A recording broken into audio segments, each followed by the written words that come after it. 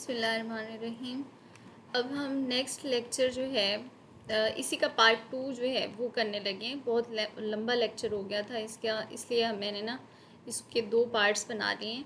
इसके जो second part है ना, अब उसमें हम लोग IEF और IFSP पढ़ने लगे हैं। ये क्या हैं, अभी इसको 1 बाय 1 डिस्कस करते हैं। अच्छा जी, ये तो हमारी वो थे करिकुलम मॉडल्स थे। अब हम पढ़ने जा रहे हैं the IEP and IFSP and the curriculum. The IEP, Individualized Education Program for Children age 3 to 5. IEP इनका फोकस है individualized education programme. Individualized education programme क्यों? क्योंकि this guides curriculum planning and service delivery for children with disabilities. क्योंकि ये individualised learning उन बच्चों को ज़रूरत होती है जो बच्चे डिसेबल होते हैं, जिनको हम ग्रुप के अंदर बैठ के इक्वल इन्वायरमेंट, जैसा कि हम बाकी बच्चों की, इनका मेंटल लेवल वो नहीं होता, या इनकी आप समझ लें कि देखने की सलाहियत वो नहीं होती, या सुनने की सलाहियत आम बच्चों जैसी नहीं होती, इसलिए हम उनको इन्वायरमेंट भी आम नहीं देंगे। हम उनका करिकुलम भी वो आम जनरल फॉर्मल करिकुलम नहीं देंगे जो बाकी बच्चों का होगा, क्योंकि इनके साथ डिसेबिलिटीज़ हैं। ये बच्चे जो हैं स्लो लर्नर्स कहलाते हैं, इसलिए इनका जो करिकुलम होगा वो जो उनके गोल्स होंगे, मकासद होंगे, ऑब्जेक्टिव्स होंगे, वो भी अलग होंगे। तो हम देखते हैं कि इंडिविजुअलाइज्ड एजुकेशन प्रोग्राम जो है ये क्या कहता है। The term identifies annual goals and short term objectives. इनके जो हैं ऑब्जेक्टिव्स बड़े शॉर्ट टर्म होते हैं, थोड़े अरसे के लिए होते हैं और उनको चेक किया जाता है, फिर थोड़े अरसे के होते हैं, चेक किया जाता है हाँ ये ऑब्जेक्टिव्स अचीव हो रहे हैं कि नहीं। और इनके जो गोल्स हैं, जो करिकुलम है, वो भी एनुअल सिस्टम के ऊपर डिपेंड करता है। गोल्स एंड ऑब्जेक्टिव्स जो हैं वो सिर्फ बच्चे तक महदूद नहीं होते, बल्कि पेरेंट्स से भी डिस्कस किए जाते हैं, टीचर्स, और ये एक पूरी टीम होती है IEP को जो देख रही होती है, हैंडल कर रही होती है, वो ये गोल्स एंड ऑब्जेक्टिव्स जो हैं उन सबके साथ डिस्कस किए जाते हैं। The goal should state the needed skills based on the assessment of the child. ये जो गोल्स डिज़ाइन किए जाते हैं, ये बच्चे की नीड के अकॉर्डिंग, कि बच्चे को ये चीज़ें, ये स्किल्स जो हैं बहुत ज़रूरी हैं, ये सिखानी चाहिए, उसके अकॉर्डिंग होते हैं। जो गोल्स हैं are broad in scope. Goals हमेशा ब्रॉड होते हैं इन स्कोप, और identifies the skills area for instruction. ये बच्चे की स्किल के ऊपर डिपेंड करते हैं। हमारा जो यहाँ करिकुलम होगा डिसेबल बच्चों के लिए, ये बच्चों की स्किल के ऊपर डिपेंड करते हैं। Contrary to the IFSP, the IP does not require transition service for preschoolers. ये जो IP है, इंडिविजुअलाइज्ड एजुकेशन प्रोग्राम है, ये IFSP की तरीके से घर के अंदर प्री स्कूल प्रोग्राम ये सर्विसेज प्रोवाइड नहीं करता। अभी हम देखेंगे कि IFSP जो है वो क्या करता है। IFSP के अंदर बाकायदा जो है वो एक टीम बनाई जाती है जो घरों में जाके जो है ना लर्निंग प्रोसेस करवाती है बच्चे का। तो IEP सिर्फ़ और सिर्फ स्कूल की हद तक महदूद है। ये स्कूल के अंदर सर्विसेज प्रोवाइड की जाती हैं, इंडिविजुअलाइज्ड फैमिली सर्विसेज प्लान इसके अंदर नहीं होता है। शॉर्ट टर्म ऑब्जेक्टिव्स होते हैं जो कि gradually step by step achieve किए जाते हैं पूरे सेशन के दौरान, और सेशन कितना होता है, एनुअल गोल्स अचीव किए जाते हैं। इसके जो गोल्स हैं वो एनुअल होते हैं। Objectives are more descriptive and detailed. Objective बहुत ज़्यादा मतलब क्लियरली बताए जाते हैं कि हम क्या करने जा रहे हैं। बच्चे को बहुत क्लियर गाइडलाइंस दी जाती हैं, और वो बहुत डिटेल में होते हैं टीचर के लिए, ताकि टीचर अंडरस्टैंड कर सके और बच्चा भी उसको समझ सके। They need to be functional and realistic. दोबारा बात कर रही हूँ इसकी, डिसेबल बच्चों के लिए जो गोल्स डिज़ाइन किए जाते हैं, जो करिकुलम डिज़ाइन किया जाता है, it should be functional and realistic. तो ताकि बच्चा उससे कुछ सीखे जो उसको फ़ायदा दे। इसके कंपोनेंट्स हम पढ़ेंगे कि child's present level of educational performance. सबसे पहले हम देखेंगे कि उनका एजुकेशनल लेवल कौन सा है और उनकी परफॉर्मेंस कैसी है। तो एनुअल गोल्स उनके लिए, शॉर्ट टर्म ऑब्जेक्टिव्स, बेंचमार्क्स ये बनाए जाएंगे। गोल्स एनुअल होंगे, ऑब्जेक्टिव्स शॉर्ट टर्म होंगे, ठीक है। Statement of specific educational services needed, extent of regular class participation and justification in the least restrictive environment. इनको उस इन्वायरमेंट पे नहीं पढ़ाएंगे हम जो बाकी बच्चों को दिया जाएगा। दो आप इसको बाकी बच्चों के साथ ही पढ़ाएंगे, जैसे कि इंक्लूसिव लर्निंग, इंक्लूसिव एजुकेशन हमें कहती है। आपने इनको फील बिल्कुल नॉर्मली कराना है, लेकिन आपने इन बच्चों को एक्स्ट्रा टाइम देना है, क्योंकि और इनकी अलग से आपने इनके ऊपर नज़र रखनी है कि ये बच्चे जो हैं ये कैसे हैं, और इनको लीस्ट रिस्ट्रिक्टिव इन्वायरमेंट, इनके ऊपर वो इन्वायरमेंट नहीं सूट करेगा जो बाकी आप सारे बच्चों को जिस इन्वायरमेंट दे रहे हैं उनमें पढ़ा रहे हैं, इनके साथ लीस्ट रिस्ट्रिक्टिव इन्वायरमेंट आपने रखना है। Criteria, evaluation, procedure, schedules for determining whether the instructional objectives are being achieved. आपने इन सब चीज़ों के ऊपर फोकस करना है, स्टेप बाय स्टेप थोड़े अरसे के बाद चेक करते रहना है कि क्या ये सारे हमारे जो ऑब्जेक्टिव्स हैं वो अचीव हो रहे हैं कि नहीं।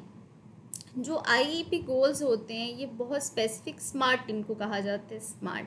तो ये स्मार्ट होते हैं, S for specific, M for measurable, A for attainable, R for realistic and T for timely. कि इनको टाइमली करवाया जाता है, रियलिस्टिक होने चाहिए, अटेनेबल होने चाहिए, अचीवेबल होने चाहिए, मयरेबल होने चाहिए और स्पेसिफिक होने चाहिए। तो इंडिविजुअलाइज्ड एजुकेशन प्रोग्राम वो होता है जिसमें हम बच्चे को इंडिविजुअली एक जो टीचर है ना वो उसको गाइड करता है, उसको समझता है। एक एक बच्चे, ये स्लो लर्नर्स होते हैं, डिसेबल बच्चे होते हैं, ये आम बच्चों से मुख्तलिफ होते हैं, इनके अंदर किसी भी किस्म की जो है ना बीमारी कह लें या फिर डिसेबिलिटी मौजूद होती है। जैसे कुछ बच्चे देख नहीं सकते हैं, कुछ बच्चे सुन नहीं सकते हैं, कुछ बच्चे एंटी सोशल होते हैं, वो लोगों के साथ रहना या को पसंद नहीं करते, अकेले रहना पसंद करते हैं। तो ऐसे बच्चों को कैसे हमने एजुकेशन प्रोवाइड करनी है, ये आईएफपी प्रोग्राम वो हमें इस बारे में बताता है। तो इनके हमने देखा कि गोल्स जो हैं वो एनुअली होते हैं और ऑब्जेक्टिव्स जो हैं वो स्मार्ट होते हैं। इसके लिए एक टीम बैठती है जो इनके गोल्स जो हैं वो डिसाइड करती है। और जितने भी हमने अभी इसके इंस्ट्रक्शनल प्लान देखा है, यहाँ पे वो एरोज़ जो हैं शॉर्ट वो शो कर रहे हैं। लॉन्ग टर्म आउटकम्स देखते हैं, एनुअल गोल्स डिज़ाइन किए जाते हैं, फिर शॉर्ट टर्म बेंचमार्क्स या ऑब्जेक्टिव्स बनाए जाते हैं। इसका प्रोग्राम सर्विस मॉडिफिकेशन वो चेक की जाती है। लीस्ट रिस्ट्रिक्टिव इन्वायरमेंट होता है, यानी जितने हमने पॉइंट्स पढ़े हैं वो सारे यहाँ पे इन्होंने खुलासे में बताया हुआ है। प्लेसमेंट देखी जाती है, बच्चे का लेवल कौन से है उसको उस लिहाज से उस क्लास में रखा जाता है। फिर उसकी वैल्यूएशन भी की जाती है और प्रेजेंट लेवल परफॉर्मेंस चेक की जाती है कि अब बच्चा कहाँ पे है, अगली क्लास में जाने के काबिल है कि नहीं। तो इसकी आईएफपी की ना एक टीम होती है जो ये सब डिसाइड करती है। अब ये देखिए, ये टीचर एक ऐसे क्लासरूम में नहीं है जहाँ पे सारे बच्चे आपको नज़र आ रहे हों। ये टीचर इस वक्त सिर्फ एक बच्चे को पढ़ा रही है, और इस बच्चे के चेहरे से आपको पता चल रहा होगा कि इस बच्चे को लर्निंग में या बोलने में कुछ दिक्कत या परेशानी या एक झिझक महसूस हो रही है इस बच्चे को। और इस बच्चे को आपने देखें कि इस बच्चे, आपने तारे ज़मीन पर मूवी देखी होगी, उसमें एक बच्चा था जिसको ना डिसलेक्सिया की बीमारी थी। तो उसके अंदर क्या होता है कि ये जो बच्चा होता है ना, ये कुछ वर्ड्स को, मतलब ये बच्चा वैसे नॉर्मल होता है लेकिन इसका जो माइंड है ना उसको समझने में मुश्किल होती है। लाइक ये बी, छोटा बी और जो स्मॉल लेटर्स होते हैं, small letter D and B, ये उनके दरमियान कंफ्यूज रहता है, उसको समझ नहीं आती कि कौन सा बी है कौन सा डी है। लाइक 6 एंड 9, ये 6 और 9 के बीच में भी कंफ्यूज रहता है। इस तरीके से ऐसे वर्ड्स जो इसको समझने में मुश्किल होती है, ये डिसलेक्सिया की बीमारी कहलाती है। तो कुछ बच्चों के लिए ना ये वर्ड्स को समझना ये बहुत मुश्किल होता है, तो ये इनको गाइडलाइन की ज़रूरत होती है। ये बच्चे इंडिविजुअल एजुकेशन प्रोग्राम के अंदर आते हैं, तो इनको वैसा ही इन्वायरमेंटली रिस्ट्रिक्टेड इन्वायरमेंट इन बच्चों के ऊपर डेली 20 to 30 मिनट्स एक्स्ट्रा एक टीचर को देने चाहिए, बिल्कुल स्टार्ट लेवल पे उनकी बेस बनाते वक्त। तो आईईपी एंड आईएफएसपी करिकुलम हम पढ़ रहे थे। यहाँ पे ये जो टीम हम अभी जिक्र कर रहे थे जो इनके गोल्स डिज़ाइन करती है, उसमें कौन कौन से लोग इन्वॉल्व हैं? Students, regular education teachers, school system representatives, जो उस पूरे स्कूल सिस्टम, आपने देखा होगा स्पेशल एजुकेशन के स्कूल्स भी होते हैं। तो अगर हम उस नज़रिए को देखें तो स्टूडेंट्स, रेगुलर टीचर्स, वहाँ के पूरे रिप्रेजेंटेटिव्स, एजेंसीज़, पेरेंट्स, जो भी अदर एक्सपर्ट्स हैं जैसे साइकियाट्रिस्ट हम कह सकते हैं, या उन बच्चों के लिए जो है उनको अंडरस्टैंड करने वाले डॉक्टर्स, वो उनके उस टीम में हम देख सकते हैं। A person who can interpret evaluation, जो उनकी वैल्यूएशन देख सके वो, और स्पेशल एजुकेशन टीचर्स, वो भी इस पूरी टीम के अंदर इन्वॉल्व होते हैं जो आईईपी प्रोग्राम को देखते हैं। अब नेक्स्ट है हमारा IFSP, individualized family service programme. अच्छा, ये जो प्रोग्राम जैसे हमने देखा ना कि लास्ट जो हमने पढ़ा है IEP, इंडिविजुअलाइज्ड एजुकेशन प्रोग्राम, ये चाइल्ड सेंटर्ड होता है, जबकि ये IFSP फैमिली सेंटर्ड होता है। कैसे?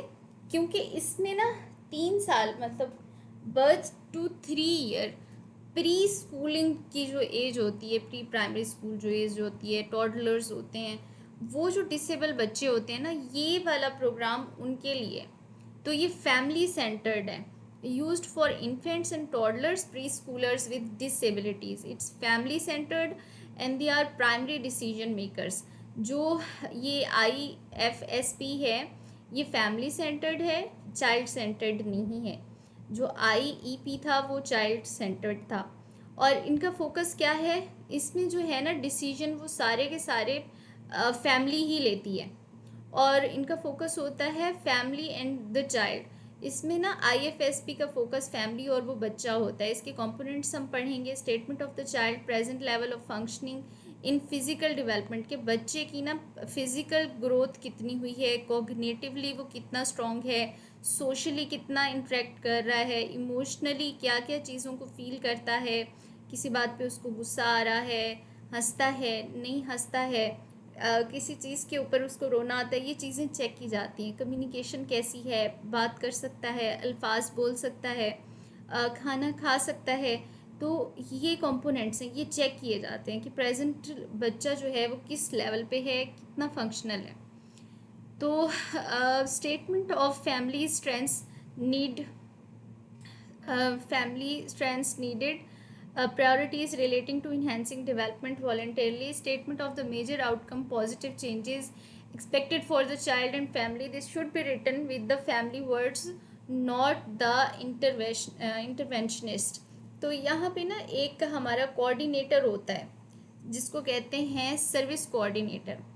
वो घर जाता है, ये यूजुअली पाकिस्तान में तो कम प्रैक्टिस की जाती है, बाहर ज़्यादा इसकी प्रैक्टिस देखी गई है कि ये जो सर्विस कोऑर्डिनेटर है वो ना एक चीज़ें मतलब राइट करता है, रूटीन राइट करता है। बच्चे ने अभी क्या करना है, इस घंटे में इसको क्या खिलाना है, इस घंटे में इसको कौन सी एक्सरसाइज करवानी है फिजिकल, तो ये फैमिली के ऊपर बहुत डिपेंड करता है। तो जो इंटरवेंशनिस्ट होता है वो खुद अपनी वर्डिंग में वो सब कुछ नहीं लिख के देता है, बल्कि पेरेंट्स खुद लिखते हैं। इसमें फैमिली को देखा जाता है, फैमिली कितनी सपोर्टिव है, कितना चाहती है कि उस बच्चे के अंदर इन स्किल्स को, इन चीज़ों को बढ़ाया जाए या नहीं, तो ये डिपेंड करता है। Specific early intervention service necessary for child, ये जितनी बच्चे को दरकार होती हैं उतनी वो सर्विसेज प्रोवाइड करते हैं। Projected dates for the initial, इनकी डेट्स होती हैं, ड्यूरेशन होता है, सर्विसेज प्रोवाइड की जाती हैं उस हिसाब से। ये जो सर्विस कोऑर्डिनेटर होता है ये रिस्पॉन्सिबल होता है IFSP इम्प्लीमेंटेशन के लिए। तो statement of the neutral environment where services will be provided, neutral environment, natural environment के अंदर ये सर्विसेज प्रोवाइड की जाती हैं। Steps that will be taken to ensure successful transitions into the next programme. जब आपका एक सेशन और एक ड्यूरेशन सक्सेसफुली कंप्लीट हो जाता है तो फिर वो नेक्स्ट लेवल पे जाते हैं, और ये यूजुअली जो है when the child reaches his her third birth, तब तक ये जो सर्विसेज हैं ये प्रोवाइड की जाती हैं। ये बहुत ही छोटे बच्चे जो होते हैं, डिसेबल बच्चे होते हैं, ये उनके लिए सर्विसेज प्रोवाइड की जाती हैं। फैमिली इसके अंदर जो है इम्पॉर्टेंट होती है। फैमिली की देखा जाता है कि क्या प्रायोरिटीज़ हैं, कितनी सपोर्टिव है, फिर ये सर्विसेज प्रोवाइड की जाती हैं। इनका एक काउंसलर होता है, कोऑर्डिनेटर होता है, जो ये सारा कुछ इम्प्लीमेंट करवाने के लिए रिस्पॉन्सिबल होता है। इसमें ये देखें कि जो टीम है इसकी वो किस तरीके से काम कर रही है। सर्विस कोऑर्डिनेटर देखें असाइन कर रहा है पेरेंट्स को कि ये कुछ हमने ऐसे करवाना है। फिर इसकी एक डेवलपमेंटल मीटिंग होती है जिसके अंदर डिस्कस किया जाता है। फिर टर्म्स के अब हमने ये करवा लिया, अब क्या इवैल्यूएशन की जाए, finding shared and with family, वो उसके साथ मतलब फैमिली के साथ डिस्कस की जाती हैं। जो चीज़ें अचीव हो जाती हैं उसके ऊपर यस कि बच्चा ये चीज़ें करने के काबिल हो गया और ये नहीं हो सका, फिर उसको मीटिंग दोबारा देखती है, फिर दोबारा उसके मुताबिक सर्विसेज प्रोवाइड करती है कि जो चीज़ें रह गई हैं हमने दोबारा अब उसको कैसे करना है। तो इस तरीके से IFSP प्रोसेस जो है ये कंप्लीट होता है। ये आपके सामने 2 बच्चे हैं, ये आपने कभी लाइफ में शायद इस तरह की शक्ल के कोई लड़का या लड़की देखे हों या इस तरह के।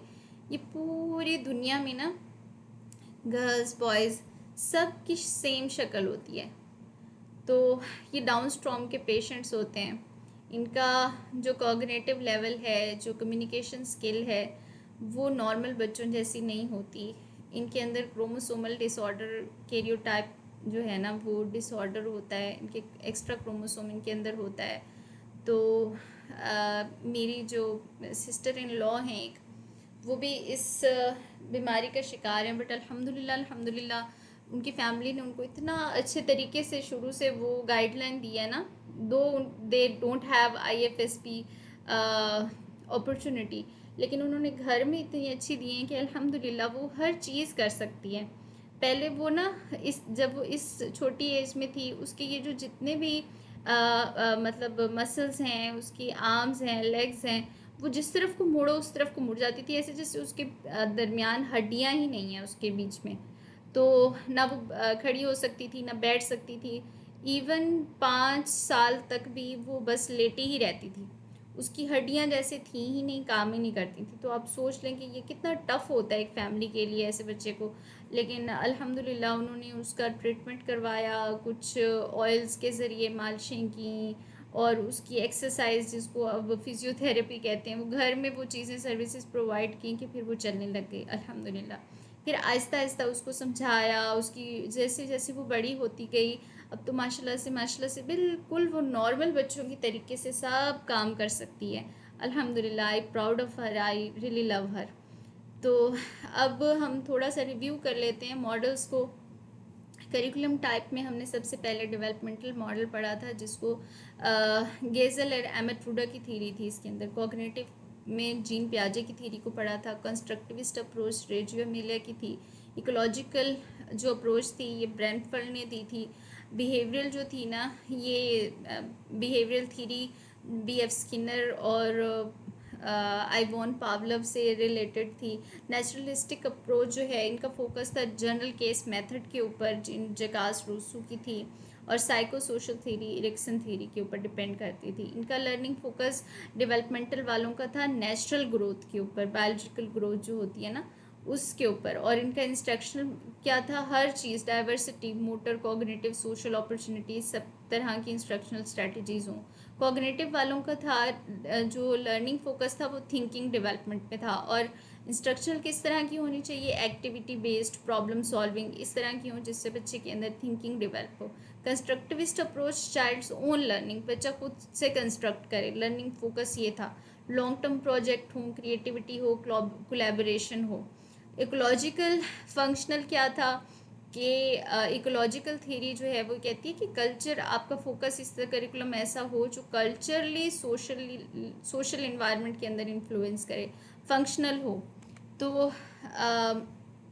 जो है ना, उसके बाद जर्नल केस मेथड ये था कि स्किल्स ऐसी पढ़ाई जाएँ जो जर्नल हों, जनरलाइज हों, टीचिंग नेशनल कॉन्टेक्स्ट के अंदर हो। और जो इरिक्सन का था वो इमोशनल और सोशल डेवलपमेंट करिकुलम का फोकस उसके ऊपर था लर्निंग का। और ये कहते हैं कि नर्चरिंग रिलेशनशिप हो, बच्चे के अंदर ऑटोनॉमी जो है वो डेवलप की जाए। तो अल्हम्दुलिल्लाह इसका पार्ट 2 भी कंप्लीट हो गया। थोड़ा लेंथी लेक्चर था, आई होप कि सबको समझ में आया हो। इसको अब ख़त्म करते हैं।